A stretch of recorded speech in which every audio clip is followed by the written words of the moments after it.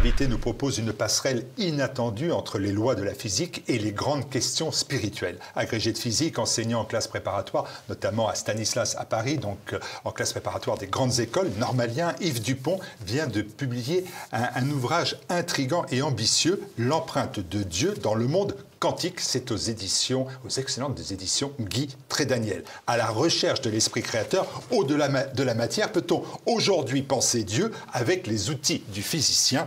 Eh bien, réponse avec vous, Yves Dupont. Bonjour. Bonjour. Professeur, je viens de dire à nos téléspectateurs que vous êtes physicien et vous signez donc un ouvrage qui aborde de front la question de Dieu à partir de la physique quantique. Qu'est-ce qui vous a conduit au sein de votre parcours à relier science et spiritualité? Est-ce que c'est un cheminement ancien ou une initiation plus récente dans vos recherches? C'était un cheminement ancien, parce que ça fait longtemps qu'à Stanislas, je fais une session science et foi. J'ai toujours pensé qu'il n'y avait pas de coupure entre le monde physique et le monde de l'esprit. Et creusant cette question, ayant été amené à collaborer au livre d'Olivier Bonassi et Michel-Yves Bolloré sur l'épreuve de l'existence de Dieu. Un best-seller. J'ai un best-seller. J'ai été poussé en quelque sorte à écrire ce livre. Donc j'ai entamé des recherches et je ne regrette pas du tout. J'ai découvert des choses que je ne soupçonnais pas. Eh ben, on va en parler directement. Dans cet ouvrage qui veut s'adresser à tous, vous explorez donc l'idée qu'un esprit créateur pourrait être à l'origine des lois du monde quantique. Est-ce le fruit d'une enquête personnelle que vous proposez? Car ce type de démarche peut surprendre. Vous l'écrivez d'ailleurs vous-même, je vous cite, « Très nombreux sont ceux qui pensent que trouver l'esprit à partir de la science, c'est absurde ». En effet. Alors, effectivement, ça dépend de ce qu'on entend par la science. Si on réduit la science à un corpus d'équations et de lois, c'est vrai que c'est absurde. Je ne vais pas mettre Dieu en équation. Dieu est infini, les équations sont finies. Donc c'est idiot, si je peux me permettre. Ensuite, ce qui s'est passé au cours des siècles, c'est que la physique mathématisée, initiée par Newton, c'est coupée du monde de la philosophie parce que les équations suffisaient à elles-mêmes et du coup les questions philosophiques en étaient absentes. Ce qui se passe avec la physique quantique, c'est que c'est une théorie ouverte et qu'elle s'ouvre inévitablement sur les grandes questions métaphysiques, celles de l'existence, celles de la réalité, celles de l'être. On ne peut pas y échapper. Donc quand vous faites de la physique quantique et si vous réfléchissez au fondement de votre physique, vous aboutissez nécessairement à vous poser ces questions. Alors, votre livre propose une progression en forme d'exégèse de la physique quantique. Et alors là encore, je trouve assez difficile pour le lecteur de suivre cette progression, puisque vous le reconnaissez à nouveau vous-même, la physique quantique est réputée incompréhensible. Et vous citez Richard Feynman, si quelqu'un vous dit avoir compris la mécanique quantique, c'est un imposteur. Oui, alors en effet, ça dépend de ce qu'on appelle comprendre aussi. Parce qu'on cherche à comprendre avec nos mots et nos images. Or, c'est une physique de l'infiniment petit qui se passe à une autre échelle et donc qui n'a pas, nos mots ne sont pas les bons en quelque sorte pour la décrire. C'est en cela qu'elle devient incompréhensible, mais il faut se laisser guider. Et les retours que j'ai de lecteurs, c'est qu'on se laisse guider et naturellement on aboutit à une conclusion vers la fin de la lecture. Alors, ce qui est certain, c'est que c'est une physique qui se développe dans l'abstraction. Et c'est un peu le point clé de l'argument. C'est que, alors c'est Louis de Broglie qui a trouvé ça il y a 100 ans, en 1925, 24-25, c'est que les particules sont aussi des ondes. Il n'y a rien de plus antinomique qu'une onde et qu'une particule, et surtout que les ondes sont en fait, ces ondes ne sont pas des ondes comme les vagues à la surface de l'océan, ce sont des ondes mathématiques qui n'ont pas de réalité physique directe, je ne peux pas les mesurer. En outre, si j'ai beaucoup de particules, l'onde, elle se développe sur un espace à un grand nombre de dimensions, c'est quelque chose de très abstrait. Et toutes les bizarreries quantiques, l'indéterminisme, ce qu'on appelle l'intrication quantique ou la superposition, pour en dire un mot, sont liées à ce côté ondulatoire. Ce côté ondulatoire, il amène à l'idée que les particules n'ont plus de trajectoire, par exemple. En fait, la réalité n'est pas celle que l'on voit, que l'on croit voir. Le monde n'est pas fait de petits grains de poussière qui se baladent comme les atomes. Elle est faite principalement d'entités mathématiques. Et à partir de là, la physique quantique est une abstraction. Alors je ne développe pas, il n'y a pas d'équation dans le livre, je ne développe pas ce côté abstrait. Le tout, c'est de le comprendre et de se dire qu'on aboutit à un schéma à la façon d'Aristote, mais Heisenberg, grand physicien, l'avait remarqué. C'est que le monde matériel qui nous entoure, c'est finalement le monde empirique comme une actualisation. Et que cette description mathématique qui est finalement plus proche du réel que le monde empirique, est celle d'une d'un potentiel, un potentiel au sens d'Aristote, et qu'on se dit, je viens un peu à la fin du propos, mais je le redirai, et qu'on se dit, finalement, ce potentiel, il est pensé, et il y a bien un esprit qui pense. J'aime bien prendre une analogie musicale. Des notes sur une portée, ce n'est pas en soi de la musique, c'est des points sur une feuille. Et quand on la joue, eh bien, c'est l'actualisation de cette portée, de cette partition. Autrement dit, la partition, c'est le potentiel, c'est la musique potentielle qui peut être actualisée. Mais alors, qui a écrit la partition? Eh bien, si vous écoutez une symphonie de Mozart, c'est Amadeus. Et donc, mon propos, c'est de chercher Amadeus derrière cette partition abstraite du monde quantique. La physique se caractérise, si j'ai bien compris, par des faits expérimentaux, objectifs et des lois mathématiques. Bon, et là, vous l'avez dit, depuis Newton, la science tient à évacuer la notion de mystère. Vous réintégrez cette notion-là, vous invitez donc l'esprit en physique, et certains critiquent le mysticisme quantique pour dénoncer les dérives de ceux qui projettent des croyances spirituelles sur les résultats de la physique. Et que répondez-vous à ces objections qui vous ciblent? En effet, qui me cible, alors qui me cible, moi et mes amis, et tous les gens qui pensent mysticiste de la même... quantique. Alors, le Berthelot, fin 19e, qui était un positiviste acharné, disait « Nous avons mis fin au mystère », reléguant la religion à une superstition qui allait disparaître. On explique tout. Quand on dit que la physique quantique, que la physique est objective, c'est vrai en physique classique. C'est objectif parce que si je détermine la position de ce stylo à un instant donné et que je m'en vais, je pense qu'il est toujours là. Et objectivement, il est toujours là parce que vous allez rentrer et dire « bah oui, il y a bien un stylo ici ». En physique quantique, quand on a un objet microscopique, si on détermine une grandeur qui le caractérise, son énergie, sa vitesse, sa quantité de mouvement, eh bien, un autre physicien aurait pu trouver d'autres valeurs. C'est-à-dire que le réel, en quelque sorte, n'a plus d'objectivité forte. Et s'il n'a plus d'objectivité forte, comme c'est le cas en physique classique, on ne peut pas lui attribuer une réalité en soi, pour reprendre un vocabulaire plus philosophique. Et donc la réalité en soi des objets est ailleurs. Et ça, c'est ce qu'a vu Bernard d'Espagna dans le cours de très nombreux ouvrages. C'est un physicien, un philosophe, qui a beaucoup travaillé cette question. Beaucoup de physiciens s'y rangent. On perd le réalisme objectif du monde. Donc il y a un réel, ce qu'il a appelé un réel voilé, une autre échelle de réalité. Et c'est cette autre échelle de réalité que j'explore. À votre démarche, la suivante, la science moderne, loin de s'opposer à l'existence de Dieu, tente à l'accréditer. Je ne me trompe pas, c'est ça votre démarche. Et Jean Stone, qui écrit la postface de cet ouvrage, dit « Vous considérez qu'un esprit omniscient tangente en tout point le monde physique et qui permet son existence et sa cohérence. » Comment on arrive à convaincre le matérialiste pur jus de ce que je viens de dire? Alors d'abord, je convainc le matérialiste pur jus qu'il ne peut pas être vraiment matérialiste.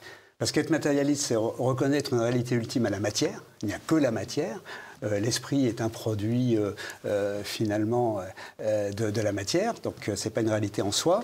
Et or, la matière que nous... Alors, la matière... On a vu au XIXe siècle, avec l'atomisme, mais c'était déjà l'idée de Démocrite, elle est constituée d'entités élémentaires. On se dit, très bien, la matière est fabriquée d'atomes. Donc les atomes, voilà la réalité. Et que nous dit la physique quantique, c'est que les atomes ne sont pas des réalités objectives, et que les réalités objectives sont des entités mathématiques. Et donc que cette matière des matérialistes, elle est constituée en fait d'entités mathématiques abstraites. Comment donc fonder un matérialisme pur jus sur des entités abstraites? Je prétends, et c'est assez facile à prétendre, que c'est impossible. Donc le matérialisme, on va dire classique, on peut toujours faire des matérialismes un peu éthérés pour essayer de sauver la face, le matérialisme classique devient strictement impossible à penser, me semble-t-il. Vous m'avez dit tout à l'heure, en préparant cette émission, que le matérialisme était mort. Oui, donc le matérialisme est mort, mais il ne le sait pas nécessairement, si ce n'est que il n'y a plus beaucoup de matérialistes qui accréditent leur position de façon rigoureuse et de façon rationnelle. C'est plus une posture. Oui, Dieu n'existe pas, il n'y a que la matière, mais il n'y a pas de raisonnement, comme il y avait au début du XXe siècle. Donc, alors, il y a des philosophes, par exemple André Comte-Sponville est un philosophe qui se dit matérialiste, ou athée. Il a écrit d'ailleurs des livres intéressants à lire, et il développe une philosophie de l'athéisme. Et alors, il voit bien qu'il y a un problème, parce qu'il connaît assez bien la physique moderne, et donc il voit qu'il y a un problème. Il dit, bah, c'est pas compliqué, tout ce qu'on trouve, on le met dans la matière. Alors la matière, c'est pas seulement les particules, c'est les ondes, c'est les champs quantiques, enfin, c'est tout ce qui fait le corpus de la physique. Mais je lui rétorque, mais Bernard d'Espagna aussi, et Jean Stone aussi, que ces objets-là sont des objets de la pensée. Une onde quantique, c'est quand même le fruit de notre pensée. Un champ quantique, personne n'en a jamais vu. C'est quelque chose qui est conceptuel, qui nous permet de faire des calculs, mais on ne mesure pas un champ quantique. Alors comment donc peut-on mettre dans le même sac ce qu'on prend pour être une réalité ultime et des objets qui sont le fruit de la pensée étant dans l'esprit des matérialistes le fruit de la matière? Il y a une incohérence. Donc, effectivement, la première chose, c'est de se dire que le matérialisme pur et dur n'est plus pensable. De grands physiciens, y compris des philosophes des sciences, expliquent très clairement que les objets mathématiques sont plus proches du réel que les états empiriques. Alors, après, il y a ceux qui osent franchir le pas vers Dieu, et ceux qui ne peuvent pas. Donc il y a un physicien américain assez très très fort qui s'appelle Tegmark. Il a écrit un livre qui s'appelle « Les mathématiques à l'origine du monde ». Alors on peut toujours dire que les mathématiques... donc il reconnaît déjà que l'origine du monde, ce n'est pas la matière, c'est les mathématiques. Alors moi j'ai peine à penser, mais je ne suis pas le seul, que des structures mathématiques inertes en quelque sorte puissent posséder une dynamique de création, de vie du monde.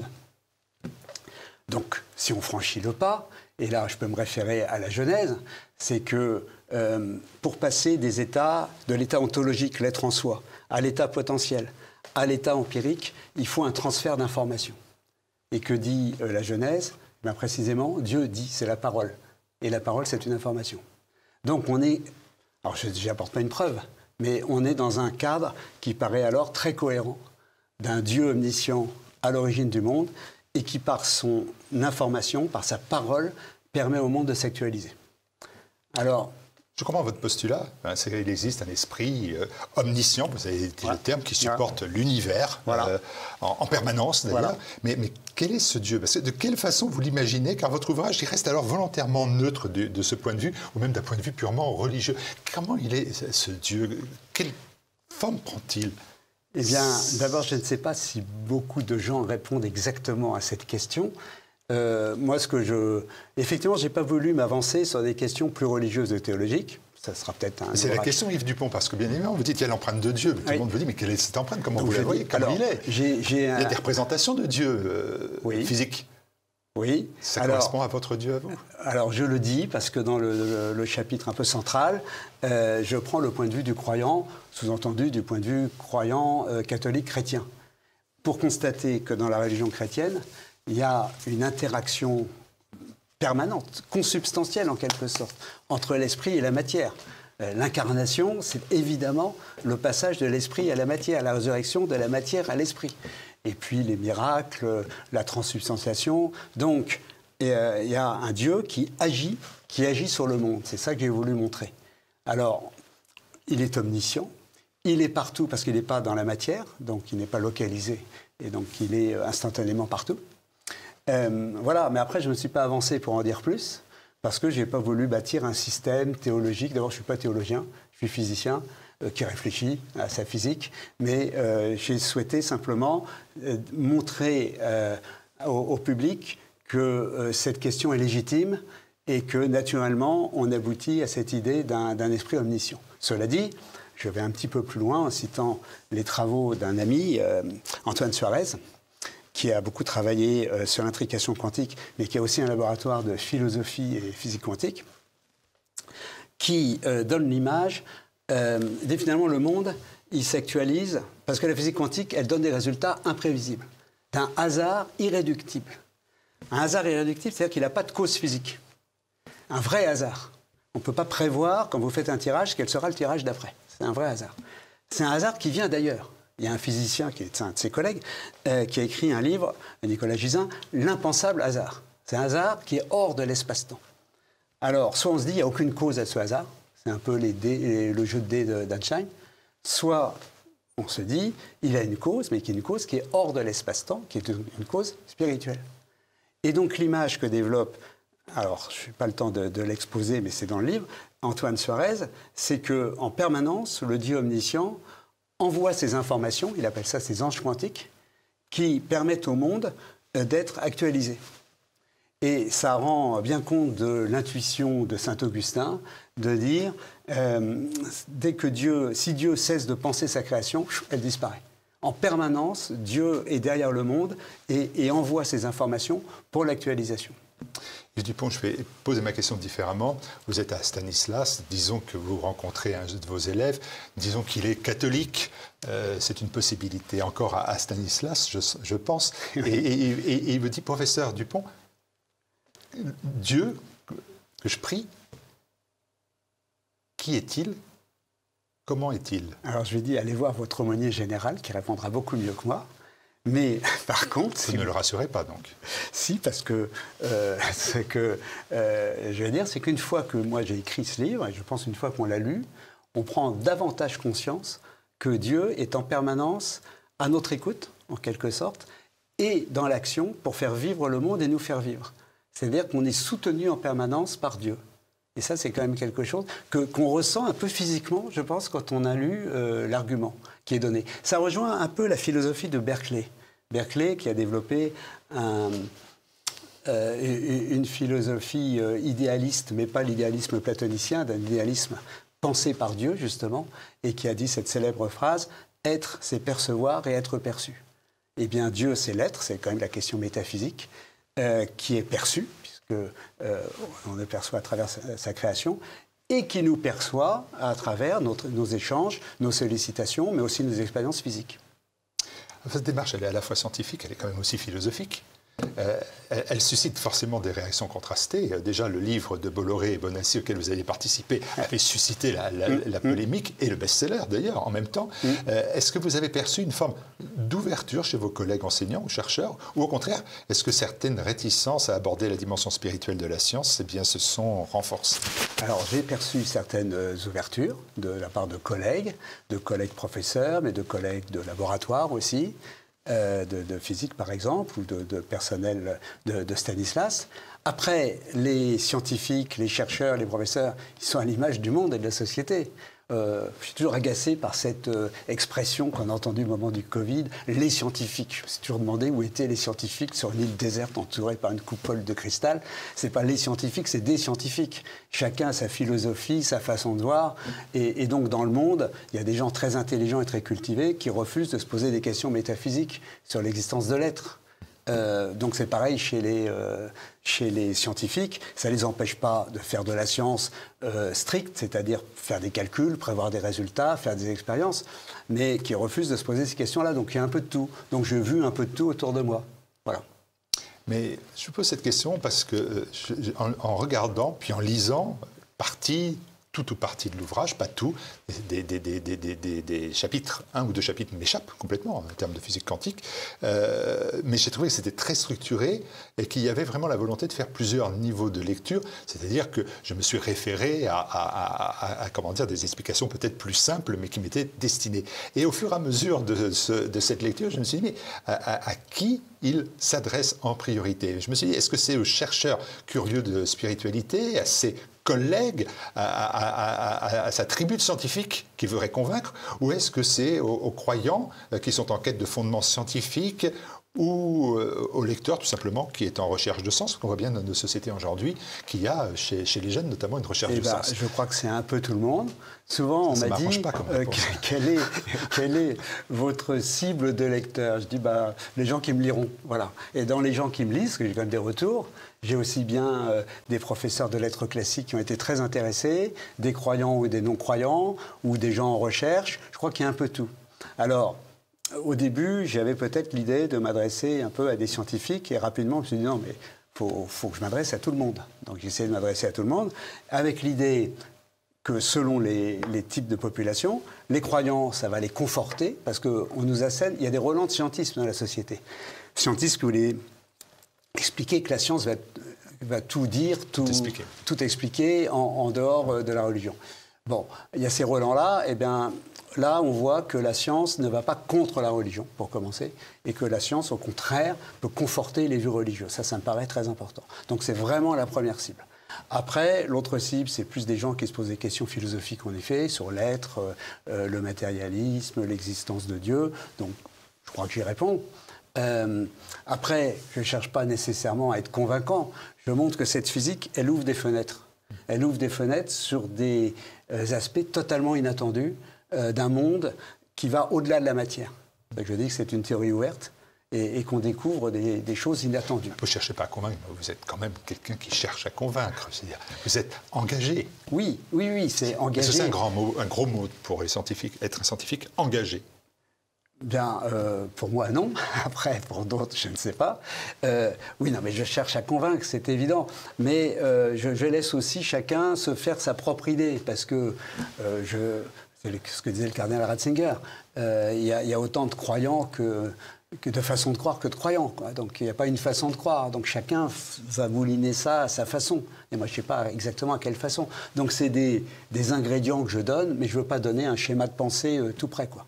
Vous parliez de Ratzinger, Benoît XVI a dit « La foi et la raison ne s'opposent pas, mais se nourrissent mutuellement dans la quête de vérité. Oui. » Et de cette phrase, des phrases qu'il a prononcées, notamment lors de son discours à Ratisbonne en 2006, je me suis dit, est-ce que il y a beaucoup d'influences de penseurs qui ont aussi tenté de dépasser ce clivage entre science et métaphysique, et quels sont les auteurs ou les scientifiques qui vous ont inspiré dans cette recherche? Je vous ai cité par exemple Benoît XVI, qui lui l'a abordé de très nombreuses fois entre le relativisme, la foi, la raison, la science. Je cite un moment le cardinal Ratzinger, qui dans son traité de théologie catholique a un chapitre sur la physique quantique et sur Heisenberg. Donc voilà, déjà un bon exemple. Après, il y a des penseurs, par exemple, j'ai beaucoup lu Claude Tresmontant, un grand philosophe de la Sorbonne, qui avait écrit dans les années 70 un livre qui n'a pas du tout perdu d'actualité, qui s'appelle « Comment se pose aujourd'hui le problème de l'existence de Dieu ». Donc lui, voilà, il pose les problèmes philosophiques, les problèmes scientifiques, il essaye de montrer les liens qu'il peut y avoir. Et il explique surtout que les scientifiques qui vous disent « Ah mais vous êtes croyants, c'est de la métaphysique ». Moi, je crois que Dieu n'existe pas. C'est aussi une position métaphysique, évidemment. C'est autant métaphysique. Donc, on ne peut pas éliminer l'une comme ça d'un revers de main. Donc, de Claude Tresmontant, Bernard d'Espagna, qui a écrit de très nombreux ouvrages sur la question. J'ai lu le philosophe Frédéric Guillot, qui est chroniqueur à France Catholique, qui a écrit un livre exceptionnel qui s'appelle « Dieu existe ». Il est exceptionnel parce que les attendus philosophiques sont très intéressants et il est très compréhensible. C'est un livre de philosophie compréhensible. Merci, professeur. Donc ça, de me citer les livres que je peux comprendre.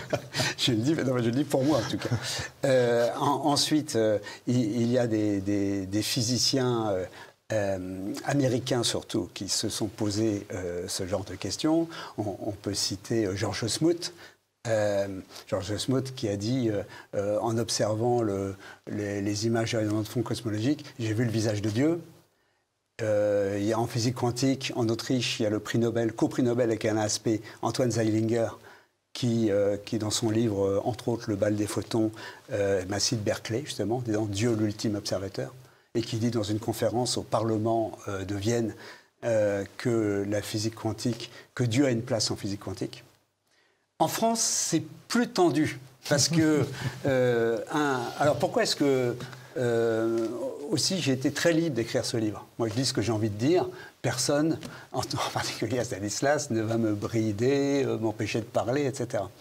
J'ai bien senti que si j'étais universitaire à l'Université française, je n'aurais pas écrit le même livre.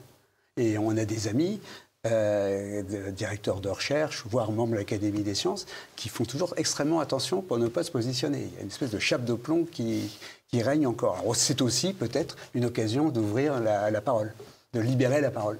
Est-ce que c'est quand même pas une grande joie de savoir que finalement, au-delà de tous les remugles de nos vies, des comportements dans nos sociétés, finalement, la grande quête, c'est toujours de chercher, ce que vous avez dit, le visage de Dieu? Oui, c'est tout à fait rassurant, en effet. Et puis on n'y coupe pas, puis on voit que les gens... Bon, Olivier Bonassi, il a fait beaucoup de conférences, moi je vais en faire aussi. Il y a du monde qui vient, des gens de toutes origines, de toutes conditions philosophiques, si je puis dire, qui sont intrigués. Et ces ouvrages-là, ces réflexions-là, trouvent un écho dans le monde. Effectivement, c'est très rassurant. Ça montre aussi, sans doute, que nous ne sommes pas dans un monde fermé. Parce qu'on serait dans un monde fermé, on ne se poserait pas ces questions. Ça vous donne donc raison. Voilà. L'empreinte de Dieu dans le monde quantique. Merci professeur Yves Dupont aux éditions Guy Trédaniel. C'est en vente sur le site tvl.fr, c'est dans la boutique de TVL. Vous connaissez bien évidemment le chemin pour vous procurer cet ouvrage qui amène à beaucoup de réflexions, mais qui nous tire vers le haut, enfin.